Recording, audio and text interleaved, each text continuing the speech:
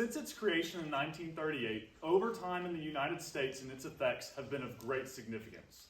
The United States Department of Labor states that overtime was first introduced in the Fair Labor Standards Act of 1938 and was initially used to promote economic growth during the Great Depression.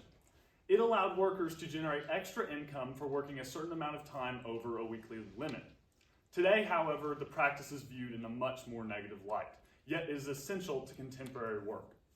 According to Robert Hart, a professor of economics, overtime is essential for employees as they either need the additional pay or their jobs require the extra hours. Additionally, some employees work overtime as they don't want to let their colleagues down or they simply enjoy their jobs. On the corporate side, Hart claims that overtime is pushed by companies as it can act as a sort of insurance for unpredicted events. In fact, Hart suggests that companies see their overtime policies as some of their most important. Although many are concerned with the effects that overtime has on the worker. In a 2021 survey by the American Psychological Association, 79% of employees stated they suffered from work-related stress. A large portion of this stress can be attributed to burnout, a condition that negatively impacts both physical and mental health. Addyson, a certified senior professional in human resources, states that excess overtime can ultimately result in burnout. Specifically, Rajesh Mehra, in a study of nurses in India, found that excess overtime-related burnout can create emotional fatigue, depersonalization, and a lack of accomplishment in workers. However, the importance of overtime for both the monetary gain and insurance for companies cannot be overlooked, and something must be done to reach an equilibrium between worker well-being and overtime hours. Our current legislation is the aforementioned Fair Labor Standards Act, or the FLSA, which regulates the normal work week to 40 hours, and anything over that at least 1.5 times normal rates. While this financially compensates workers for their overtime, it does nothing to address the negative mental health aspects of overworking, and there's no price you could put on a healthy mind. The Fair Labor Standards Act is only concerned with finances, but humans are so much more complex than that. So how do we address the issue of burnout in the workplace?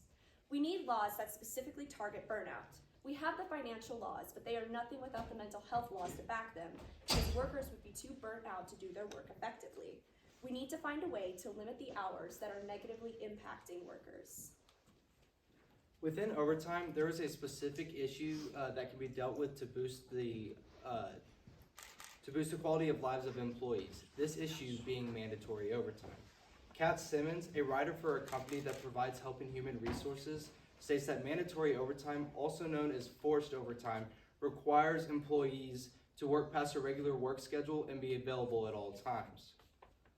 While there are some advantages to mandatory overtime, including the increased productivity due to additional hours worked, mandatory overtime, according to Addyson, also places employees at a high risk of burnout due to those extra hours worked.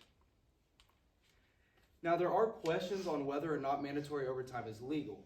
According to the FLSA, mandatory overtime is legal because the employer is required to pay for any hours worked past the 40-hour work week. Then again, these employees challenge the legality due to the negative effects on themselves and their work. To deal with the burnout caused by mandatory overtime, we propose that the United States government implement a sort of reverse mandatory overtime. Specifically, this would consist of a limitation to however many hours the employer can mandate overtime. With our proposal, mandatory overtime can still exist, so it can be used as a form of insurance for companies. But the employee will not be nearly as harmed by the side effects of overtime, as, according to Debbie Beckers, who works in the Department of Work and Organizational Psychology at Radboud University, burnout does not appear nearly as frequently in workers who work shorter overtime shifts. Additionally, it does not limit the employee on how many overtime hours they could potentially work. So if an employee requires additional income, then that employee could work as much as they deem necessary, making this solution a great compromise. According to Susan Liu and Lauren Liu, a reduction of overtime hours within a nursing home negatively affects the care given by nurses. There were more complaints on worker quality at nursing homes that partially did away with mandatory overtime, or in other words, implemented reverse mandatory overtime.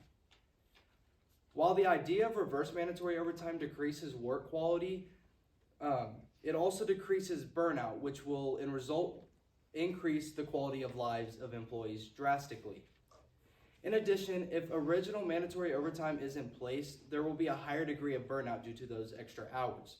Further, Addyson believes that burnout correlates directly with a lower degree of job quality. While both reverse mandatory overtime and original mandatory overtime decrease work quality, reverse mandatory overtime betters the lives of employees, whereas original mandatory overtime does not. Another adjustment that can be made is to statutory overtime. Statutory overtime is the number of hours worked past an average work week. Now, according to both government official sites, United States and Europe have some version of statutory overtime. Starting, they both believe in a 40-hour work week as just kind of a baseline before overtime is paid. Second, United States believes that there is a 150% pay, whereas Europe is a little bit more lenient and they have anywhere between 110 to 150% pay. Now, because these are government legislated, they can pay more if the companies see fit, but on average, this is what they pay. Finally, the limitations is the United States has no limits on how many overtime hours can be worked, whereas Europe has an 8-hour overtime limit, which according to a Harvard study showed that Europeans are actually happier than Americans, and they value things like enjoyment, authority, and safety, whereas previously mentioned 79% of Americans experience burnout and are just mentally and physically exhausted overall. Now, to fix this, we would want to adjust statutory overtime to be more in line with Europe. Starting, we would keep the pay because we believe that if you're working overtime hours, you should get compensated for that. Second is the work week. We would keep it at a 40-hour work week because if a person, just to keep things simple and so there's not any dispute over where overtime starts and just normal pay finishes. What we would change is the limits because according to W.G. Becker, she found that there was an increase in burnout in American workers past the 6-hour overtime. So by limiting it to 6 hours, it would hopefully decrease the amount of burnout. Now there are flaws in statutory overtime, more so the employee than the employer, starting with the work hours lost, which would affect the employer because they would lose business, but it would affect the employee even more because finances would be lost, because some people work these overtime hours because they need to financially support themselves or their families. However, according to a Harvard study, it showed that Europeans were more efficient in their overtime hours because there was a limit and it wasn't just endless. So by limiting these hours, the United States would decrease burnout and just overall be mentally and physically less exhausted.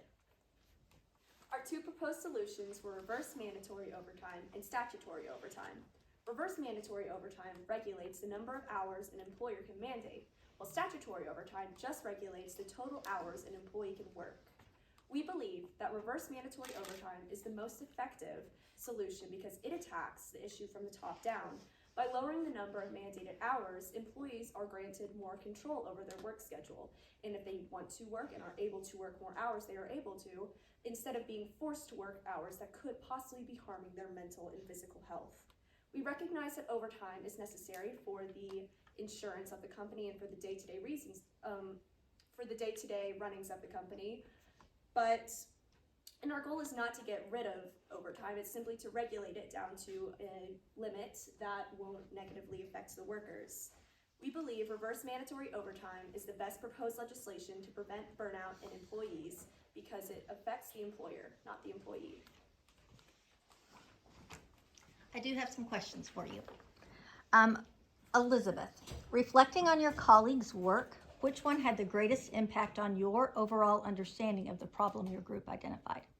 Luke's paper was focused mostly on burnout and why it's so bad and what we can do to prevent it. And it really just helped me fully grasp how much we need leisure time. He found a Japanese study where it found that people who had more leisure time and spent more time in those activities had a better work-life balance and their mental health was way better. And there was another study who studied people who worked at home during COVID, and by working at home and being granted more control over their work, they were able to embrace more leisure activities, and that also improves their health. So it really just showed how much being able to control your own schedule and being able to choose what activities you do and don't participate in can affect your health and how important it is to have those regulations to be able to have better mental health. Okay, very nice. Okay, Brady, how did the group decide to include Elizabeth's perspective, lens, or conclusion into the overall presentation? Well, so Elizabeth's research was mainly on the laws regarding overtime. That included the Fair Labor Standard Act and the Family and Medical Leave Act. Through the Fair Labor Standard Act, she found mandatory overtime, which was obviously a cause of burnout. She also found the study on the nursing homes from Susan Liu about how if there is mandatory overtime within those nursing homes, the care given by those nurses are not near as good as if if the overtime was regulated. So by putting it into our presentation, we made sure that our solution regulated that overtime in order to keep the employees from experiencing that burnout. Okay, very good. Addison, describe an argument from one of your peers' individual reports that made you think differently about your team's solution or conclusion. One person that I was thinking about was Elizabeth. Elizabeth talked about the legislation and how that, how it's more focused on the financial aspect of it rather than the mental aspect of it. And so through her research, we were able to kind of think about what the mental aspect was and how we can fix that in order to have these workers benefit from everything overall. Okay, good. And Luke, what is a way in which your team's resolution makes you think differently about your own individual research? So as mentioned previously by Elizabeth, personally I studied worker well-being, and part of that was burnout, and also another part of that was overtime. And I found these two different sources that agreed upon one thing, and that one thing was that overtime was best done with respect to the employee and careful moderation. So as a part of my own personal solution, that was to encourage employees to work more moderate overtime shifts. But after collaborating with my peers and really working on this project, I saw that there were some better ways to tackle this overtime issue that wouldn't be just simply suggestions. Specifically, I'm referring to reverse mandatory overtime, as that would be government mandated. It would be a piece of legislature that would force the employees to not work as much based off of the mandatory overtime, but also it would still give them their respective freedoms to work as much as they feel necessary. Okay, very good.